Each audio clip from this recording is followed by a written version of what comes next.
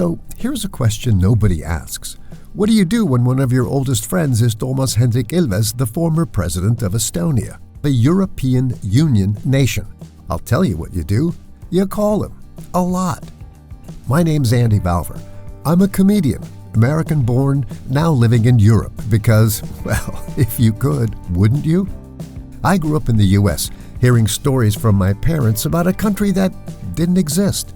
At least not on any map you could buy because the Soviets had wiped it out. I only had one buddy who understood, Toomas. His parents were also Estonian, also refugees, and Toomas and I grew up sharing the same traditions, same weird Estonian Saturday school, and same conviction that America and Europe were family. And for most of our lives, they were. The alliance held until it didn't. Right now, the relationship that defined the free world for 80 years is coming apart, and Europe is scrambling to figure out who it is and what comes next. Toomas and I talk about this stuff, and it seems selfish to keep these conversations to myself.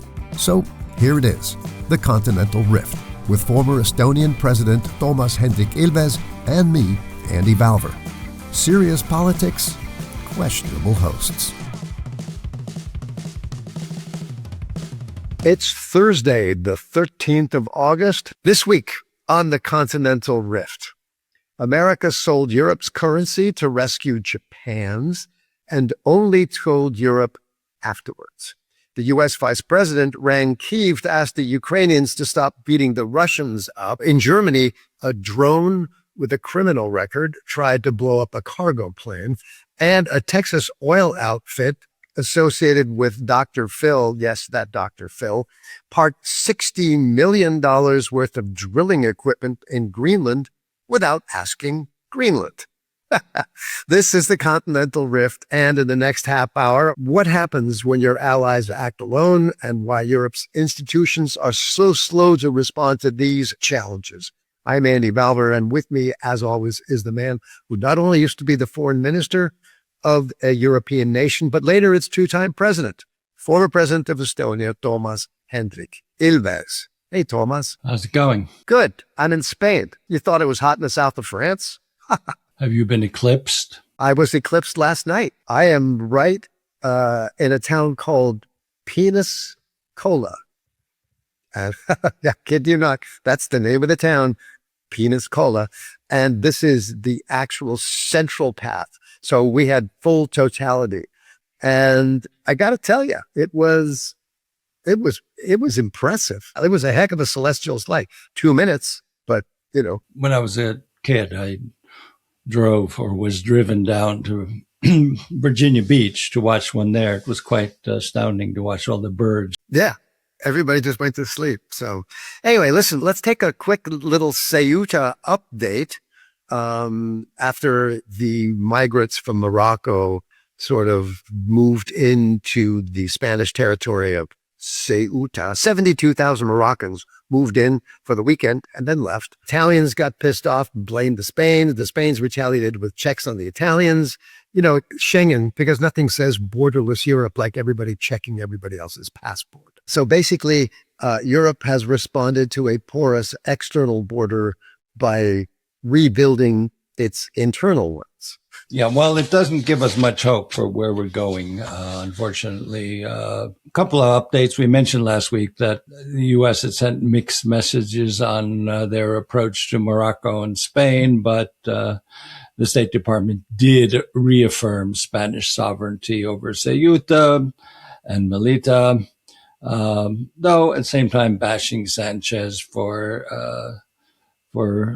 being unable to defend Spain against this migrant invasion. And we also have an interesting development in that the hard right, Giorgia Meloni, has joined up with left-wing Mette Frederiksen, Prime Minister of Denmark, to issue a joint statement condemning uncontrolled immigration and defending Europe's Christian cultural heritage. Why would the Danish PM do that? Well, I mean, both Denmark and also Sweden have had some of the largest inflow from outside the EU via Italy and Spain, because they have rather generous social welfare benefits. So right now, the proportion of people living in Sweden, born in Sweden, is, I think, getting kind of in the 80% range. And so Sweden also called the amnesty that Sanchez had proclaimed in Spain as a very bad idea. And as it turns out, agencies have found there was a massive amount of disinformation being spread about Spain with various Russian networks. So illegal immigration now has its own social media channel. Well, it has along. Meloni, of course, to go back to the initial sort of outburst there against Spain, she herself is far right, but now there is a even more far right party. Read about that. In Italy with an ex-general named Roberto Vanacci, and it's polling 7% over the threshold and eating into her support in front of the election next year. So that's where we are with that wonderful kerfuffle. So basically, everybody is sort of looking out for themselves, which is kind of what happened when the Americans decided to help prop up the Japanese yen. Do you want to fill me in on that one? The U.S. decided to prop up the yen with euros, that is, not dollars. So they sold their euros to buy the yen. And this was the first U.S.-Japanese operation to support the yen in nearly 30 years. But they didn't tell the Europeans that they were going to do that. Precisely. The European Central Bank was informed only after the trade had been executed. The senior European Central Bank official said this was an unprecedented breach of decades of central bank convention. Very striking, sad, and this has never happened before. Now, the U.S. Treasury says that allocation of its exchange stabilization fund is a sovereign decision. So we own euros, so we can do what we want with them. Furthermore, a Trump official said, we expect the confidentiality of private discussions with our international partners, unlike the ECB. Basically, Christine Lagarde finally knows what it feels like to check the minibar bill after the Americans have checked out. That's a good way of putting it. So how pissed off are the Europeans? I mean, well, first of all, I mean, the reason they did this is because Treasury Secretary Bessent wants a strong dollar, and dumping U.S. treasuries would affect the bond market. The message is that the U.S. dollar ain't what it used to be. And on top of that, the effect of this sell-off of U.S.-held euros faded quickly. It didn't do anything. Well, the yen went up and then it came back down. But it's certainly kind of a beggar-thy-neighbor approach to basically not tell the people whose money you're using that you're using their money. I mean, it is a breakdown in the kind of traditional cooperation between central banks, and Europe is not someone you inform. It's not someone you're going to consult with. You just do it. All right. So this is basically along our theme of everybody's just looking out for their skin, which takes us to Vice President Vance making phone calls to the Ukrainians, telling them to stop beating up the Russians because it's affecting our quarterly profits. Vice President Vance called Zelensky to ask him to halt drone strikes on tankers using the Caspian Pipeline Consortium, which U.S. companies are in it, have a stake. But this pipeline comes from Kazakhstan all the way to Novorossiysk, which is the Russian port in the Black Sea, which the Ukrainians, as part of what they call their oil sanctions policy, has been bombing rather regularly. Well, Kiev backed down. He said, well, I mean, they're still hoping for the Patriot missiles that they were promised, and then that was taken back.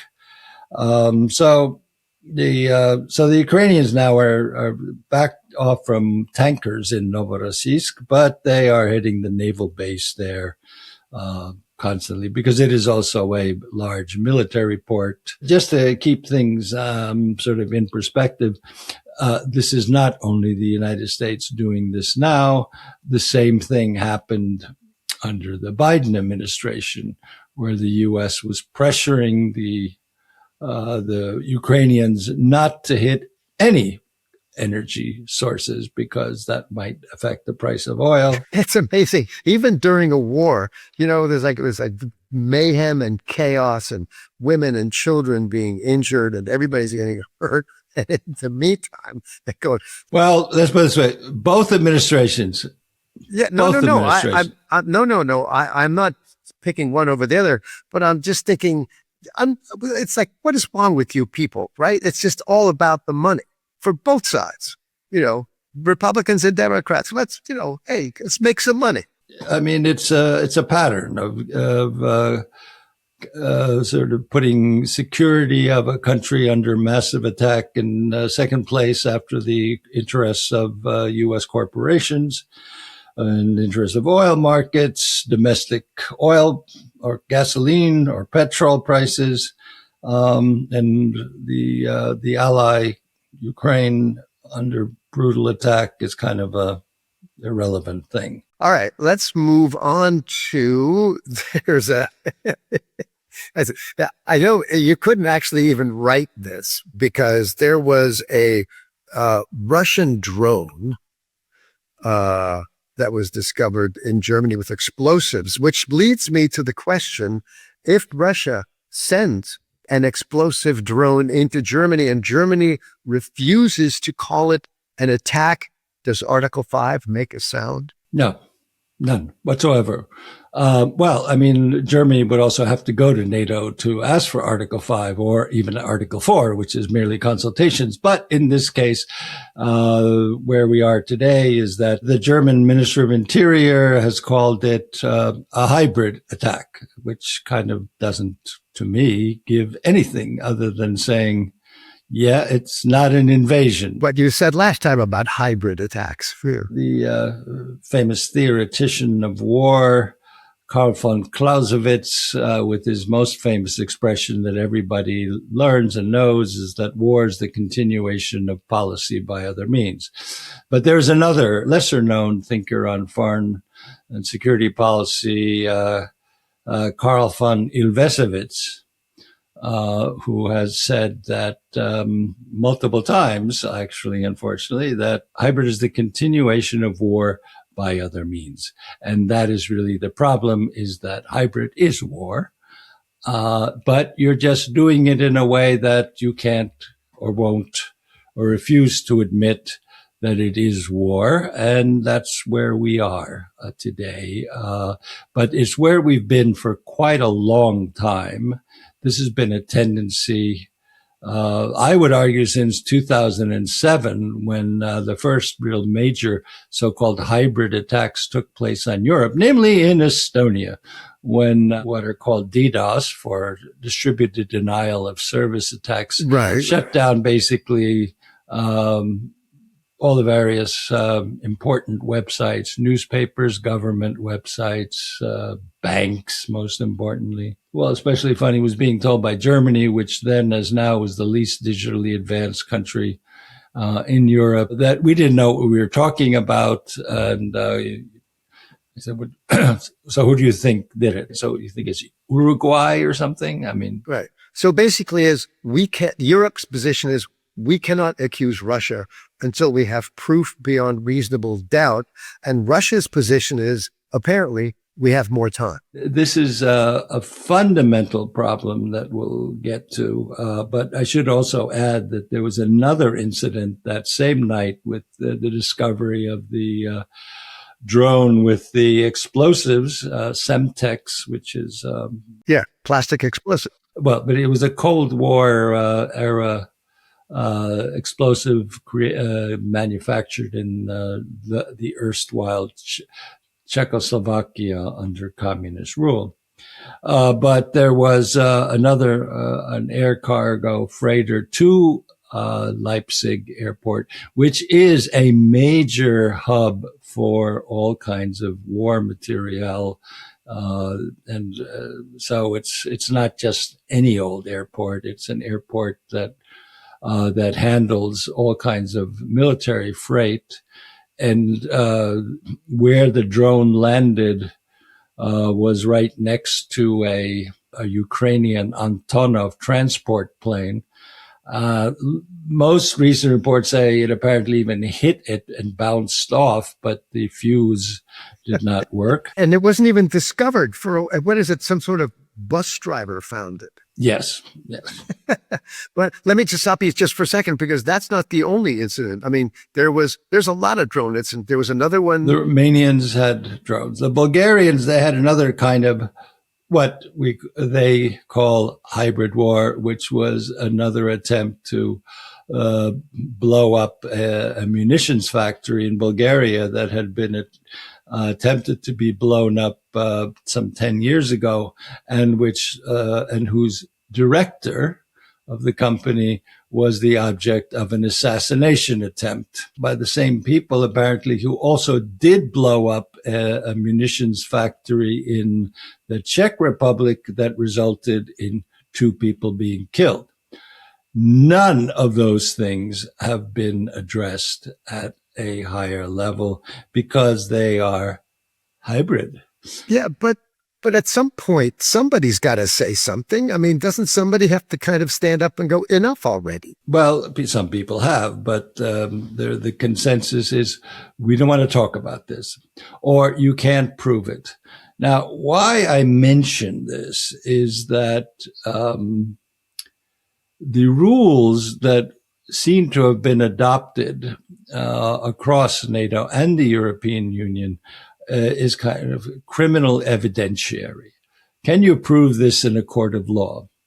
That, well, you need to have absolute proof beyond a shadow of a doubt that this was Russia. But this is in distinct contradistinction to the aftermath of 9/11, when there was no proof who had done it, but NATO called out Article 5.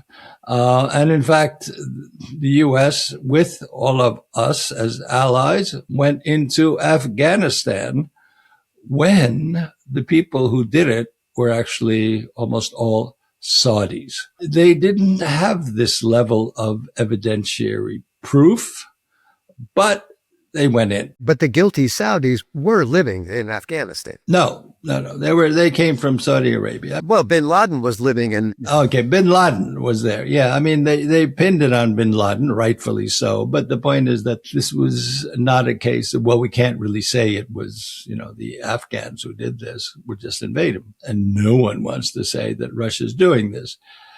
There is another way of dealing with this that we have not seen. To define these things as state terrorism, the threshold for defining something as state terrorism is not nearly as high as saying, can you prove in a court of law that the Russians did this? But if you say this is state terrorism, then you can move on and do something about it. And so if, say, Metz or von der Leyen accuses Russia of state terrorism, which they probably wouldn't do. Well, they won't at this point. We have gotten so far that what will result in an action by either NATO or the European Union is a mass casualty event.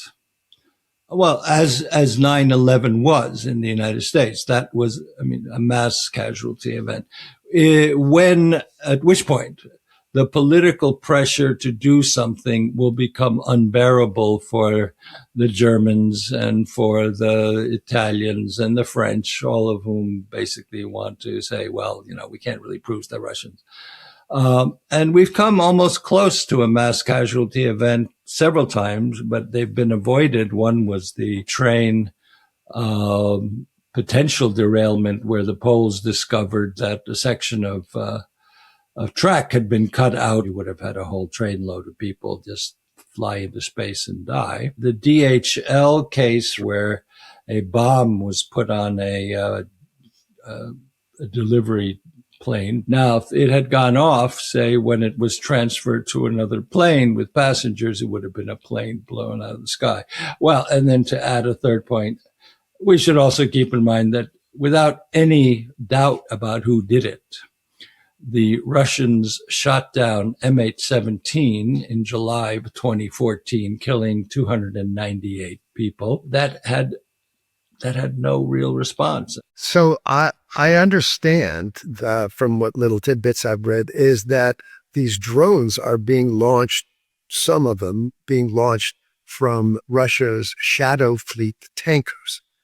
And the Europeans have seized some of these tankers. So apparently now there's also Russian soldiers on these shadow tankers? Yes, on top of which Putin has said that if they will use military force against anyone trying to seize a shadow fleet tanker. So it's slowly ratcheting up. It's like an incident here, an incident there, another one here, another one there. Soon there's a mass casualty event. At some point, do we reach a tipping point? Do we reach a point where it's like, okay, Europe will be forced to retaliate? Well, so far, nothing like that has happened. And we are, it's coming to a head slowly. So is it in Putin's interest to bring this to a head? I mean, Russia, you know how Russia things are. If he feels his backs were against the wall, he needs to stay in power or he's a dead man. Well, up till now, they've been very careful. This is the whole point of hybrid, is to inflict damage. And they've been keeping it below that threshold level of actually concretely attacking a NATO or EU country where you can say, okay, that missile came from there, it hit there, and therefore Russia did it. And these people died, etc. We're talking about one form of hybrid warfare or boots on the ground. The new form of boots on the ground is apparently some Texas oil men have dumped $60 million worth of drilling equipment in Greenland without even asking Greenland. And to add a really weird twist to this all, Dr. Phil, of television. I don't watch U.S. television. I don't know. But I understand. He's a television doctor. He used to have a daytime TV show. And he's got some sort of deal to make a 6-part series with his media company about U.S. drilling. Well, there's a little problem, as you mentioned. They brought the equipment to Greenland and unloaded it right next to a nature preserve. But that's the American style. We did that in Albania, too. We're trying to do that in Albania. Well, I mean, the point is that they did not ask permission. And of course, the government of Greenland had no inkling until they found out this had happened. And so a Texas oil company, Greenland Energy, was set up last year. And it brought this drilling equipment there. And the Greenland government issued a strong warning that all logistics brought to its country must be approved by the relevant authority. Now, I mean, just to put this in perspective, I mean, if a Danish oil rig company showed up on the shores of New Jersey and said, yeah, well, we're putting this oil rig here, sort of Long Beach Island, New Jersey, I think the response would be somewhat different on the part of the United States. The climb down came that, okay, we're going to delay drilling until 2027 because it's such a, quote, complex project. That begs the question of, you're not asking. We'll do it later, but we're still not asking. You know what Greenland's greatest weapon here is? It's the EU's greatest weapon. Paperwork. We'll just stymie them. Well, you have to fill these forms out. And then you also need to get a stamp on these forms. And that stamp office is across town, but they're not open because it's August. No. Now you're spewing all of this anti-EU tripe, which is no, not it's not true. I was merely making fun of the fact that EU things happen slowly sometimes. Well, yeah, but in this case, I mean, it's the nation state doing this, and it's not the EU, though the EU will stand by its members when things get tough, as we saw they did in the beginning of this year. But Brussels is going to just basically look at the American and go, we're going to express some concerns. We are concerned. We need to look at the way the EU works. Okay. This is, we need a little primer on what's what with the EU, especially because we have all this stuff about unelected bureaucrats, mainly coming from the UK and especially the US. Let's start with unelected bureaucrats.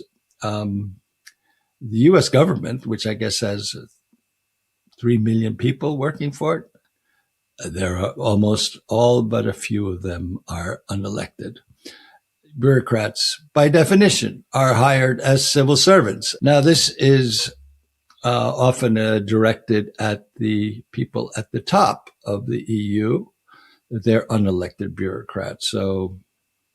Which is a complete and utter lie. So really, to understand how the EU works, let's do contrast and compare, sort of like in your English class in 10th grade with, Am I going to need a blue book?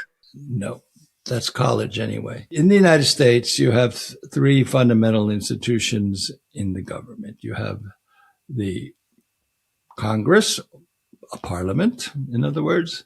You have the executive, which is the presidential administration, and then you have the Supreme Court, which is the judiciary. So this is the, quote, checks and balances that we hear about. And the European equivalent is? Wait, I'll get there. The idea, which was invented in Europe by Baron Montesquieu in the 1740s. It was something which highly influenced the creation of the U.S. System of government and the U.S. Constitution. Now, on the European side, we have a European Parliament. We have an executive, which is the Commission, whose job is to maintain or defend the treaties that have been agreed to by the governments. But we also have ministers. These are politicians. These are elected politicians. Ministers are elected to parliament and then they become members of the government or not. And they get together at various levels, ministers of economy, ministers of environment. That is a meeting of the EU Council. When the prime ministers get together, that's the highest level. So you have 27 prime ministers coming together several times a year, and that's called the European Council. And then, of course, there is a European Court of Justice as well. All right, so that sounds kind of like the same as the U.S., but it's not. The U.S. distinguishes between the three branches of government by function. One makes the law, one executes the law, and then one interprets it if it is challenged. So that's basically Congress, two houses, the presidential administration and the cabinet that goes with it, and then finally the Supreme Court. In the EU, the separation between those three really is whose interests do they reflect, but not function. So the Commission, which is headed by Ursula von der Leyen, who is elected by Parliament. Right. She speaks for the Union as a whole and the treaties that have been ratified and for the legislation that exists. The Council speaks for the member state governments. These are elected officials, but they get together, all 27 of them, and they make proposals. Well, let's have a law restricting this, or we'll have a law that will guarantee that. And then you have a parliament which represents the citizens. And that is duly elected by the citizens of every nation. But there are differences. Okay. The commission is not like the presidency, because it kind of looks that way. It's called that. You're the president of the commission, but it is the body that proposes laws, whereas in the United States, the Congress can and often does propose all kinds of laws. The EU Parliament cannot initiate a law. And the president, in turn, does not command an army. There is no European army. It doesn't do the police. It has no tax collectors. All those functions that are part of the governance in the United States are not performed by the Commission in the EU. To give you an idea of, especially when you hear all of this anti-EU propaganda, basically the EU's budget is 1% of GDP of the European Union. The United States government's proportion is a quarter of U.S. GDP. Wow, I didn't realize there was that much. Yes. So the Europeans are efficient. They're not necessarily efficient, but they're cheap. I prefer the term inexpensive. Yeah, well, the council, oftentimes people say, well, the council is like the Senate. Not quite. For the council to actually agree to do something, you need something called qualified majority, which is 55% of the member states, and you need 65% of the population. That's enough to pass a law in lots of areas. But then there are areas where you need unanimity. So the one we know most about from this podcast is foreign policy, because we're always running up against the one or two EU member states vetoing a decision to sanction Russia. And you've got to have 27. All of them. All of them have to be on board. For there to be any kind of EU tax, you need unanimity. In order to enlarge the EU, you need unanimity. Say, when it comes to Ukraine someday joining the European Union, if one country says no, then it doesn't happen. But nowadays, with France and Poland and other countries saying, no, we don't want Ukraine, it's going to be a tough political decision. It's going to it's a long uphill battle. Well, we'll get there, I think, but nonetheless, we may not, of course. So in the U.S., this kind of design did exist once. If you know your U.S. History and civics, that was what was called the Articles of Confederation. And you did have the same kind of rules, especially on unanimity. And the U.S. quickly understood, especially Alexander Hamilton, that this could not function very well. And so they opted to create what is the U.S. Constitution to this day. But will the EU adopt this too? Not yet. Not right now. It's not in the discussion. But let me talk about the president of the commission, where you hear unelected bureaucrat. Actually, she was elected by parliament. People, especially, all over, in the U.S. and in the European Union, don't realize that the United States president is also not elected by the people. Yeah. I guess people in the U.S. know this better now because twice in this century, the U.S. has elected presidents who did not win the popular vote, because the popular vote is just a representative. It's basically a poll, a Gallup poll. The states vote. The Electoral College is the one that elects the president. So you have wild disproportions. I mean, Montana, which has a population under 1 million, and you have California with 45 million. Both have 2 senators. Well, they both have 2 senators. Basically, it comes down to a threefold difference because of that. So it's really utterly, it's not only unfair, it's intellectually bankrupt to say, oh, the president isn't voted by the people, because neither the EU nor in the United States is the president elected by the people. So let me ask you, when can the EU act fast? In what kind of situations can they move quickly? Well, first, if existing law is violated, so then the Commission can do something quickly. Well, this is in the case of the, say, tariffs that were applied by the United States. I mean, they chose to negotiate, and that's how you got the Turnberry Agreement on Donald Trump's golf course. But it has extreme executive power when it comes to trade issues. And so if an existing treaty is violated, it can act quickly.